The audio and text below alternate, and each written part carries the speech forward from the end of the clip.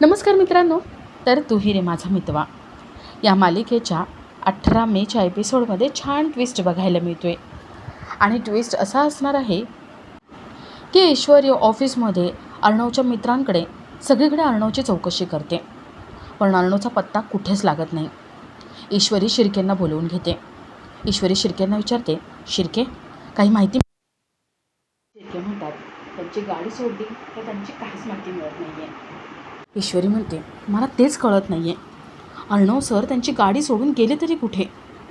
ईश्वरी, आकाश अर्णवला पुन्हा सगळीकडे शोधायला लागतात. तर इथे राकेश ऑफिससाठी रेडी होतो. राकेश मनात म्हणतो, चला आता ऑफिसला जाऊ आणि 35 लाखांचा झोल निस्तरून टाकू. राकेश ऑफिससाठी निघून जातो. तर थोड्या वेळाने ईश्वरी, आकाश अर्णवला सगळीकडे शोधत असतात आणि त्याच वेळेला ईश्वरीला पोलिसांचा फोन येतो. ईश्वरी चौकीला जाते. इन्स्पेक्टर म्हणतात, आम्हाला काल रात्री तुम्ही सांगितलेल्या माहितीवरून तुम्ही सांगितलेल्या वर्णनासारखीच एक बॉडी सापडली आहे. काल ॲक्सिडेंट झाला आहे. तेवढ्यात हवालदार तिथे काही पुरावे घेऊन येतात. इन्स्पेक्टर म्हणतात, हे बघा, बॉडीवरती या काही वस्तू सापडल्या आहेत. या प्लीज व्हेरीफाय करा आणि सांगा ही बॉडी तुमच्याच नातेवाईकाची आहे का? इन्स्पेक्टर घड्याळ दाखवतात. ईश्वरी ते घड्याळ बघते आणि ओळखते. ईश्वरीची खात्री पडते की हे अर्णवचंच घड्याळ आहे. ईश्वरीच्या पायाखालची जमीन सरकते. तर थोड्या वेळाने इन्स्पेक्टर, आकाश, ईश्वरी यांना बॉडी दाखवायला आणतात आणि ते म्हणतात, हे बघा, ही आहे बॉडी. काल ॲक्सिडेंट झालं आहे. तुम्ही बघा, रेकग्नाईज करा, ही तुमचे नातेवाईक आहेत का? ईश्वरी थरथरत्या हाताने बॉडीचा चेहरा बघते आणि तो चेहरा बघून ईश्वरी एकदम हादरते. ती अर्णवची बॉडी नाही हे आपल्यालासुद्धा माहिती आहे, पण जेव्हा अर्णव घरी येईल त्यावेळेस ईश्वरी आपलं प्रेम व्यक्त करून दाखवेल का हे बघणंही तेवढंच इंटरेस्टिंग असेल. तर या सगळ्याची सुरुवात कशी होते ते थोडक्यात पाहू. तर मालिकेत आपल्याला असं बघायला मिळतं आहे की अर्णव घर सोडून बाहेर येतो. अर्णव घराबाहेर एका ठिकाणी थांबलेला असतो. घरी मगाशी जे काही झालं त्याचा अर्णव विचार करत असतो.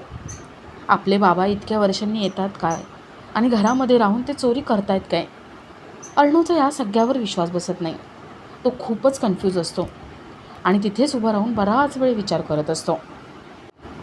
तर इथे घरी वल्लरी, आजी अर्णवच्या बाबांना खूप बोलत असतात.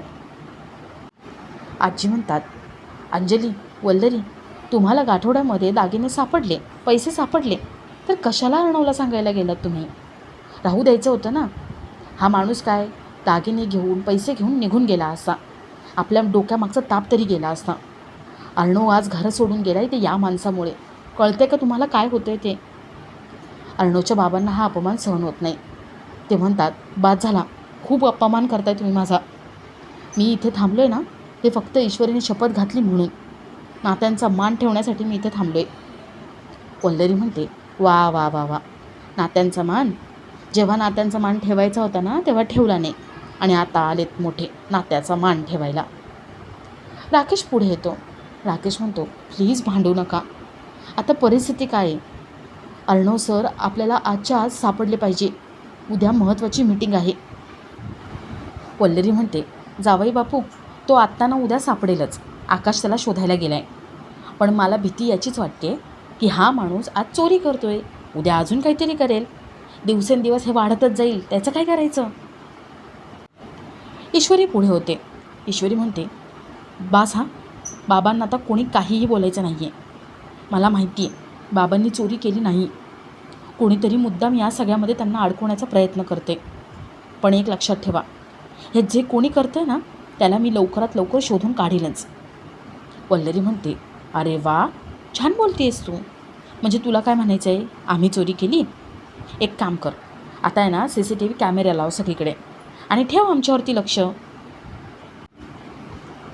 तुम्हाला माहिती आहे का, जे दागिने या माणसाने चोरले ना ते दागिने माझे दागिने होते. तेच दागिने मी गहाण ठेवले होते. अर्णव, अंजली यांच्या शिक्षणासाठी गहाण ठेवले होते. आणि आता चोरीचा आळा आमच्यावरच येतोय का? आम्ही चोर आहोत का? अरे जर आम्ही चोरीच करायचं म्हटलं असतं ना तर हा घर, बिझनेस कधीच बळकावला असता, पण टिकवलं ना सगळं. वल्लरी रडायचं नाटक करते. अंजली पुढे होते आणि म्हणते, ईश्वरी, तुला काय म्हणायचं आहे? चोरी आम्ही केली आहे का? का यांनी केली आहे? परत ह्यांच्यावर घसरणार आहेस का? सांग ना, कोणाचं नाव घेते आहेस? ईश्वरी म्हणते, मी कोणाचंही नाव घेत नाही आहे. मी फक्त सांगते की बाबांनी चोरी केली नाही आहे. घरामध्ये एवढी सगळी भांडणं, वाद चालू असतात. अविनाश मोठ्याने ओरडतो आणि म्हणतो, बास करा, थांबा आता. घरामध्ये परिस्थिती काय चालले? वल्लरी तणतणत आतमध्ये निघून जाते. तर इथे अर्णव बाहेर विचार करत उभा असतो आणि तेवढ्यात राकेशच्या गुंडांची गाडी तिथे येते. ते गुंड अर्णवच्या तोंडाला रुमाल लावतात, अर्णवला बेशुद्ध करतात आणि त्याला किडनॅप करतात. ते अर्णवला तिथून घेऊन जातात आणि तेवढ्यात तिथे आकाश येतो. आकाशला अर्णवची गाडी दिसते, पण अर्णव कुठेच दिसत नाही. आकाश थोडा वेळ इथे तिथे बघतो, पण त्याला अर्णव दिसत नाही. आकाशची शोधाशोध चालू असते आणि तेवढ्यात आकाशला ईश्वरीचा फोन येतो. आकाश सांगतो की इथे अर्णवची गाडी आहे, पण अर्णव नाही आहे. मी शोधतो, बघतो काही होईल. आकाशच्या बोलण्यामुळे घरातल्या सगळ्यांनाच टेन्शन आलेलं असतं.